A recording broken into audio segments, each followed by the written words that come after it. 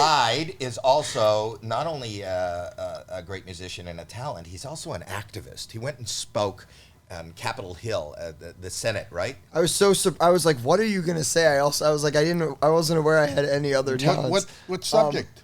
I did, yeah. So we've just been, kind of to the point of what I was talking about before. We've always just been, I think, very independently minded as a band and outspoken about the way we run our business and some of the backwards things about the music industry. So I ended up writing an article that ended up being an op-ed in the New York Times, and then that kind of snowballed into me speaking along with our bandmate Jordan at the Senate, testifying at Senate in a hearing about the ticketing industry and Live Nation and Ticketmaster and just, it was about a lot of things. But I think we're very focused on trying to make sure that artists are getting a fair deal.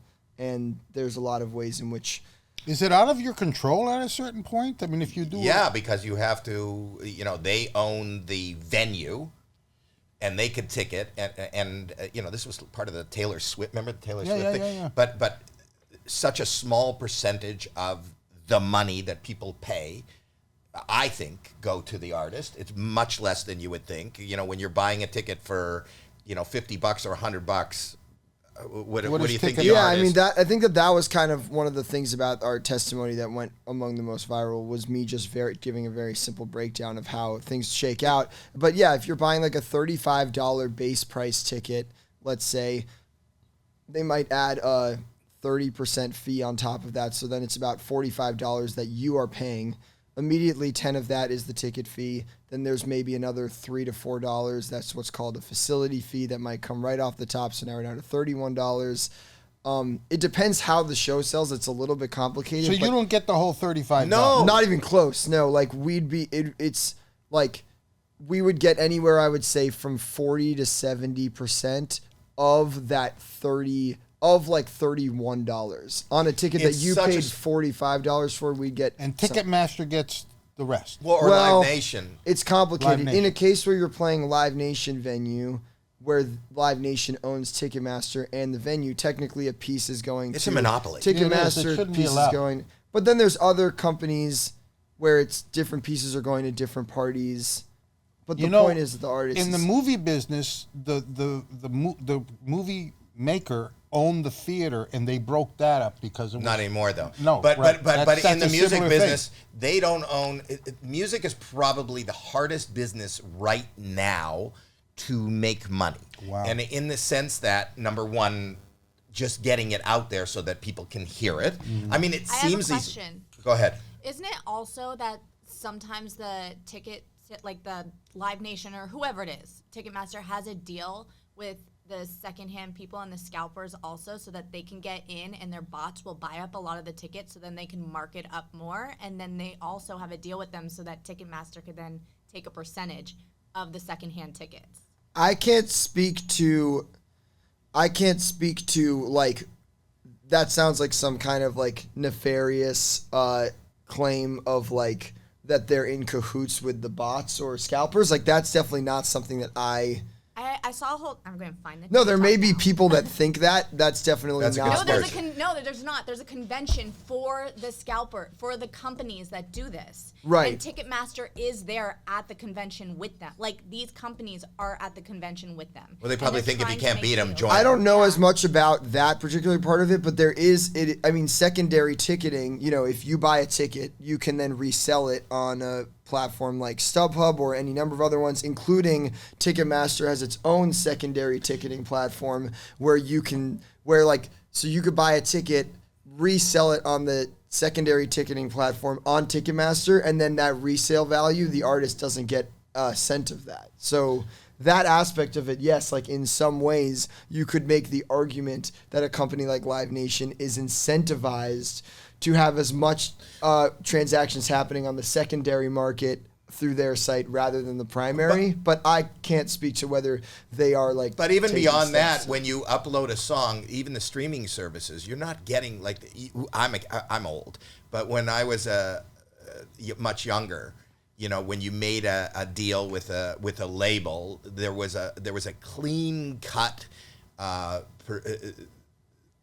demarcation between record sales and what percentage of that dollar you were making.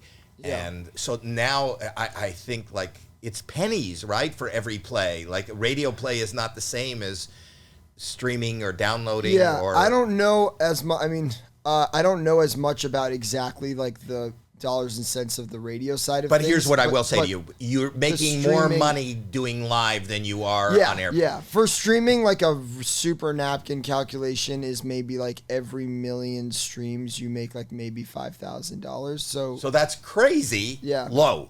Yeah, I mean, I don't know exactly how much artists used to make, but yeah, it's like maybe a third of a cent. So how do you make money if Live Nation takes more than 50% of your money? Well, we still can make good money live. And merch. You can make good money live still. There's just a lot of money in the revenue, but artists can still make decent money live. And then, merch, and that's something I And then you have management who's taking a fortune. Well, let's get Zach in here.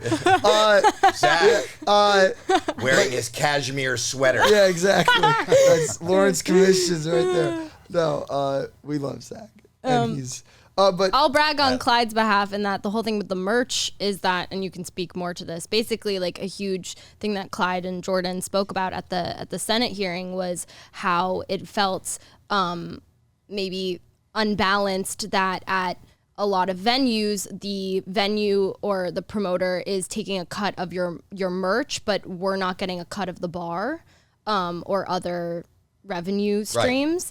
Right. And sometimes taking a pretty large cut of merch. And so they worked on a program with Live Nation and basically like said how unfair that was. And one of the biggest changes that was made was there are no, the venue takes no cut of merch for any venue under 300 cap, or what was the 3,000 cap? Oh, 3,000. I mean, one of the best things that's come of the sort of outspokenness that we have, I think, is and hopefully there will be much more stuff in the pipeline, is like Live Nation is no longer taking any cut of artist merch sales at venues that they own under 3,000 capacity, which is a massive deal. Is every venue owned by Live Nation? No, not every venue, but they own a lot of venues. And if you're going to go on the road, you're going to have to go to a Live Nation venue. Yeah, sometimes your whole tour will be Live Nation, sometimes some of it, sometimes a little bit of it, but certainly like this change of them not taking